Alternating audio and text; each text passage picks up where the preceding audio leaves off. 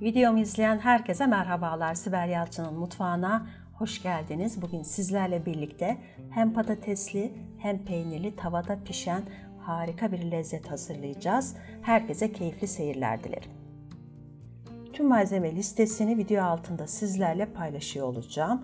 Oradan malzeme listesini kontrol edebilirsiniz. Önce kasemin içerisine hamurunu hazırlamak için kasenin içerisine önce sütümü, oda sıcaklığında sütümü koydum. Üzerine erittiğim tereyağını, biraz tuz, yarım tatlı kaşığı kadar diyebiliriz. Hepsini iyice karıştırıyorum ve daha sonra yavaş yavaş un ilavesi yapacağım. Unun ilk önce 2 bardağını ekleyeceğim. Daha sonra bir miktar daha un ilavesi yapacağım ve son dakikaya kadar da elimi sokmayacağım. Spatula ile çok iyi bir şekilde tüm malzemeyi karıştırıp daha sonra da elimle yoğurmaya başlayacağım. Bu esnada da kıvamını anlamış olacağım zaten. Toplamda 2 su bardağı artı yarım çay bardağı kadar bir un kullandım. Kulak memesinden daha yumuşak bir hamur olacak. Yumuşak olması sizi endişelendirmesin. Daha sonra hamuru dinlenmek üzere 1 saat kadar buzdolabına kaldıracağız. Tabi bu esnada buzdolabına kaldırdığımızda içindeki eritmiş olduğumuz tereyağı donacak ve hamur sertleşecek, kıvam almış olacak. Açmamız da haliyle kolaylaşacak.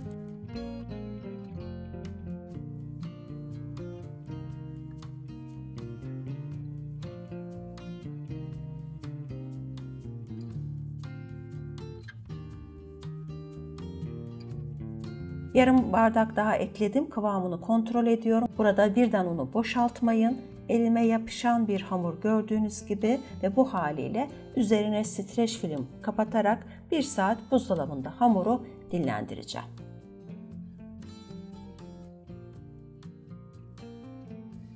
Hamur dinlenirken içine koyacağım malzemeyi de hazırlıyorum. 1 tane büyük patates veya 2 tane küçük patatesi kabuklarıyla birlikte haşladım. Kabuklarını soyduktan sonra da rendenin iri tarafıyla rendeliyorum. Patatesin içerisine de 2 dolu yemek kaşığı mayonez, biraz tuz. Bu noktada arzu ederseniz hem karabiber hem de pul biber koyabilirsiniz. Pul biber de karabiber de patatese çok yakışan baharatlar. İsterseniz ikisinden de koyabilirsiniz. Mayonezi ve tuzunu ben iyice karıştırdım. Bu sefer baharat eklemedim. Karıştırıp patatesi kenara alıyorum.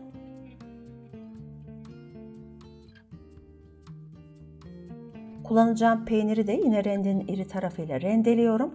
Ben mozzarella peyniri kullandım. Siz isterseniz kaşar peynir kullanabilirsiniz. Hatta beyaz peynir de olur.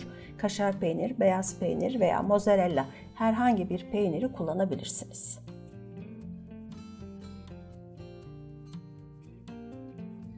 İç malzemem hazır. Hepsini kenara aldım.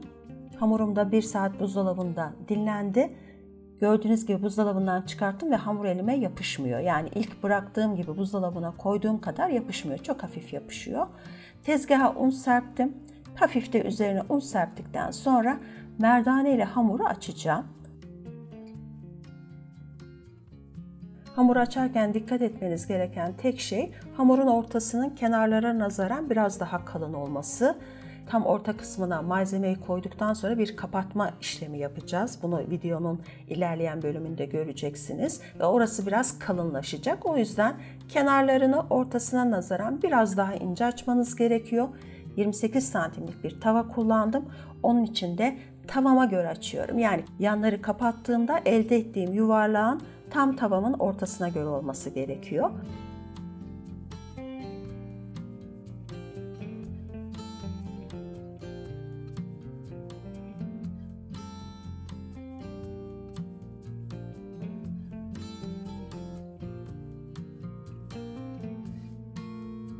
Hamurumu açtım.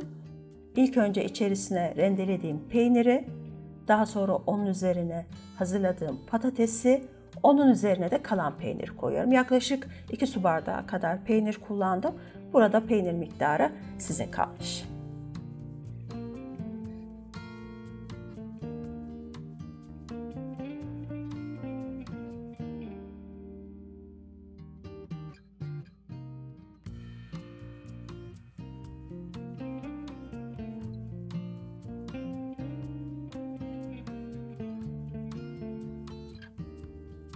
İçerisine koyduğum malzemeyi de tavamın büyüklüğüne göre ayarlayıp ondan sonra kapatma işlemine başlayacağım.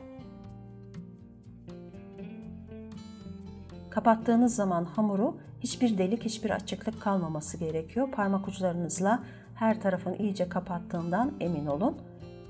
Biraz da üzerinden merdane ile geçeceğiz ama dediğim gibi hazırladığınız yuvarlak tavanızın büyüklüğünde olması gerekiyor. O yüzden çok fazla büyütmemeye dikkat edin.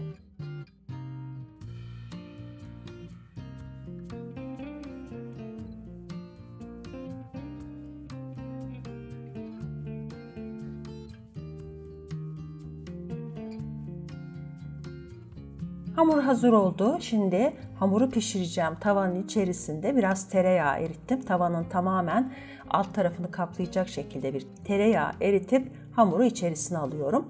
Elektrikli ocakta ben 5 derecede pişirdim. Gazlı ocakların ısısı elektrikli ocaklara nazaran daha yüksek. O yüzden biraz daha kısık, orta dereceden biraz daha kısık da pişirebilirsiniz. Alt tarafı altın sarısı bir renk alana kadar pişirme işlemine devam ediyorsunuz. Video çekerken ben size göstermek için birkaç kez alt tarafını kaldırdım. Ama bu kaldırmalar yüzeyin çatlamasına sebep oluyor. Çok fazla kaldırmadan pişirin. Bu rengi aldığında da tavanın içerisinden hamuru alın. Tekrar tereyağı eritip bu sefer diğer yüzünü tavanın içerisine alarak pişirme işlemine devam edin. Bu noktadan sonra tavanız çok ısınmış olacak. İkinci koymuş olduğunuz yüzey daha kısa sürede pişecektir. O yüzden kontrollü olarak pişirin.